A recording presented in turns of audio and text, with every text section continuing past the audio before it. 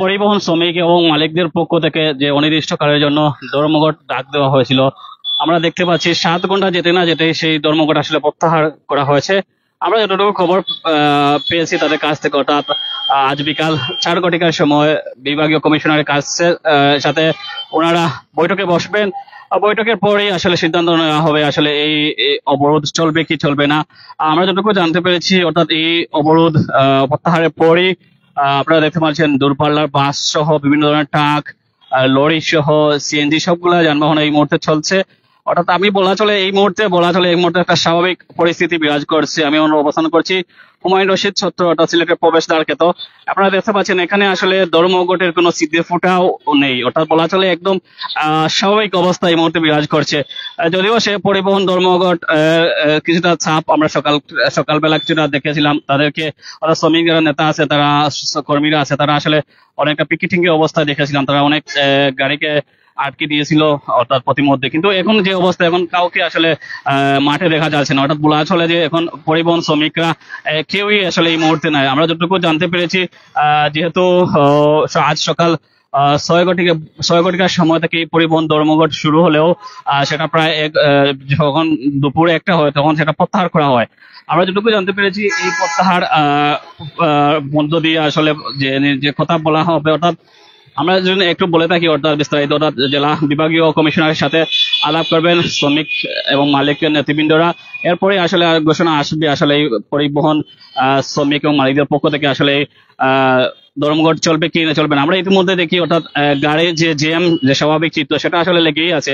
অর্থাৎ এখন আপনারা বুঝতেই পারতেছেন যে এখন পরিবহন শ্রমিকদের ডাকা যে ধর্মঘট, সেটা আসলে প্রভাব এই মুহূর্তে নাই, যেহেতু প্রত্যাহার করা হয়েছে। তবে যতটুকু আমরা জানতে পেরেছি এই পরিবহন শ্রমিকদের প্রত্যাহার বিকেল 3টা পর্যন্ত ছিল, কিন্তু এখন 3:30 হয়ে গেল, কাউকে আসলে দেখা যাচ্ছে না গাড়ি আটকাতে বা কোনো ধরনের পিকেটিং করতে। অর্থাৎ স্বাভাবিকভাবে গাড়ি যার যার মতো করে গন্তব্যে যাচ্ছেন। অর্থাৎ এক ধরনের যে স্বাভাবিক আমরা বিজি রোড সবসময় দেখে থাকি, অর্থাৎ সিলেটের যে এই হুমায়ুন রশিদ চত্বর, সেটা আপনারা দেখতে পাচ্ছেন দূরপাল্লার বাসগুলো আসলে ছেড়ে যাচ্ছে এই মুহূর্তে।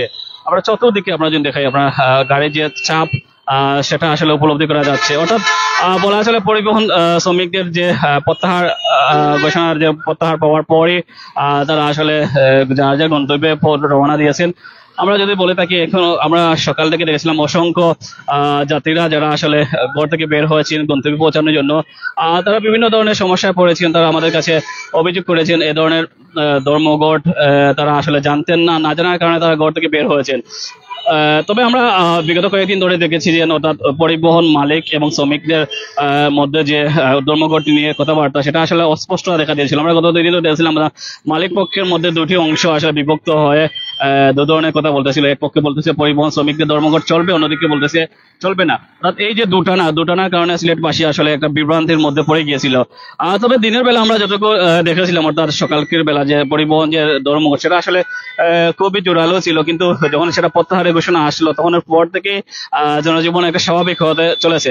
অর্থাৎ এই মুহূর্তে আপনারা দেখতে পাচ্ছেন যে স্বাভাবিক ব্যস্ততা সিলেট টু ঢাকা যে হাইওয়ে রোড, সেখানে আপনারা দেখতে পাচ্ছেন ব্যস্ততা আছে, দূরপাল্লার বাস আছে, সেই সাথে আপনারা দেখতে পাচ্ছেন কার্গো অর্থাৎ লরিও সেখানে অবস্থান করছে, বিভিন্ন ধরনের যানবাহন। আমরা যেভাবে স্বাভাবিক চিত্র দেখে থাকি সেই চিত্রই আমরা এখন দেখতে পাচ্ছি। অর্থাৎ সর্বোপরি বলা চলে যে পরিবহন ধর্মঘট যে প্রত্যাহারের ঘোষণা পাওয়ার সাথে সাথেই আসলে পরিবহন শ্রমিক এবং যারা আসলে ড্রাইভাররা আছে, তারা আসলে ঘর থেকে বের হয়ে গেছেন, তারা তাদের গন্তব্যে ওতে রওনা দিচ্ছে। অনেকেই অনেক ধরনের বেকায়দায় পড়েন যখন পরিবহনে একটা ধর্মঘট ডাক দেওয়া হয় বা হরতালের ডাক দেওয়া হয়। অর্থাৎ যদিও এই পরিবহন শ্রমিকদের যে ধর্মঘটের দাবি ছিল 6টি, মূলত তার মধ্যে আমি 2টি দাবি বলি। একটি হচ্ছে অর্থাৎ পাথর কোয়ারি খুলে দিতে হবে। অর্থাৎ সিলেটে যতগুলো পাথর কোয়ারি সৈয়দা রিজওয়ানা হাসান যে বন্ধ ঘোষণা করে দিয়েছেন, সেগুলো আসলে খুলে দিতে হবে। অর্থাৎ সেগুলো আসলে আধুনিক মেশিনের মাধ্যমে না হলে অর্থাৎ সনাতন পদ্ধতিতে হাতের সাহায্যে যাতে করে তারা আসলে উত্তোলন করতে পারে সেই ব্যবস্থা করার একটা দাবি আছে। সেই সাথে জেলা প্রশাসকের অপসারণ দাবিতে তারাও আসলে মাঠে নেমেছিলেন। এই হয়তো দুইটা এছাড়া তাদের আসলে আরো 4টি দাবি রয়েছে, আমরা যেগুলো আসলে মেনশন করছি না। মোটামুটি বলা চলে যে এই মুহূর্তে যে যে দাবি দেওয়া তাদের ছিল, সেই দাবি দেওয়ার জন্য তারা বসছেন, অর্থাৎ বিভাগীয় কমিশনারের কাছে।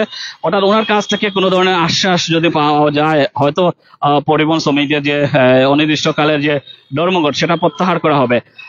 তো সবটুকু মিলিয়ে বলা চলে যে সিলেটের পরিবহন শ্রমিকদের যে ধর্মঘটের প্রভাব দিনের বেলা কিছুটা পড়লেও, অর্থাৎ সকালের বেলা কিছুটা পড়লেও এই মুহূর্তে স্বাভাবিক অবস্থা বিরাজ করছে। সো এতক্ষণ পর্যন্ত আমি লাইভে যুক্ত ছিলাম সুজন আহমেদ, প্রাইম সিলেট থেকে। সো ধন্যবাদ সবাইকে।